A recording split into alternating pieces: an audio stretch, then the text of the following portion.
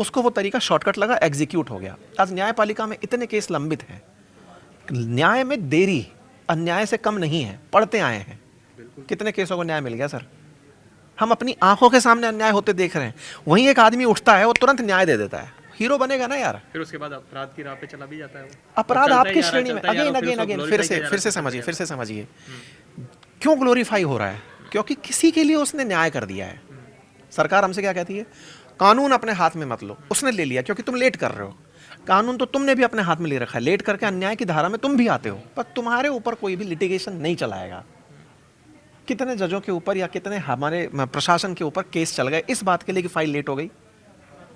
तो जनता ने न्याय होता देख लिया। अपराध में अपराध इसी का ही संरक्षण पाता है, और फिर वो करता है कि देखो बेटा, कुछ का तो मैं हीरो बन गया। और लोकतंत्र है, लोकतंत्र में 51% भी अगर मेरे साथ है ना, तो 49% पे तो राठौड़ी करना होगा। कातिल को जमानत मिली, मानो कत्ल की फिर इजाजत मिली, लगातार वो करता है। ट्रू, 49% पर राज करना है 51 के साथ, ये लोकतंत्र की ताकत नहीं, कमजोरी है। और हम 2025 में बैठे हैं। ये सारे बिल्कुल। एग्जांपल अगर हम उठाकर देखें तो 80s 90s से चले आ रहे हैं तमाम गैंगस्टर, फिर आगे चलकर वो एमपी बने। सर, उसके बाद उन्होंने ऑपरेट किया वहाँ पर। वो लॉरेंस भी हम कह रहे हैं उसी दिशा में जा रहे हैं। मैं आपसे केवल बोल रहा हूं कि 51% का खेल है ना सर, बहुमत का खेल है ना।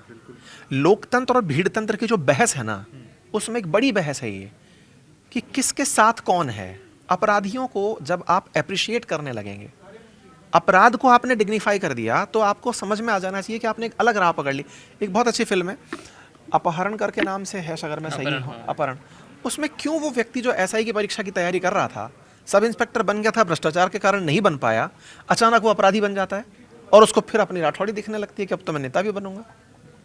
तो यार ये बड़ी बहस है, और इस बहस को अगर वाकई में दूर करना है ना, तो लोकतंत्र की आधारभूत संरचना में जो सबसे ज़्यादा जरूरी चीज़ है मेरी नज़र में, सबके लिए अपने अपने पैरामीटर्स होते हैं, मेरी नज़र में है इक्वालिटी।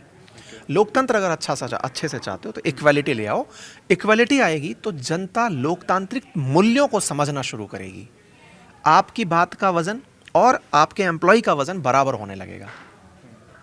आज इस कंपनी के जो ऑनर होंगे और आप एम्प्लॉय जो हैं, अगर आपसे दोनों का से पूछा जाए कंपनी के भविष्य के बारे में, तो आपको वो तवज्जो नहीं मिलेगी जो बॉस को मिलेगी।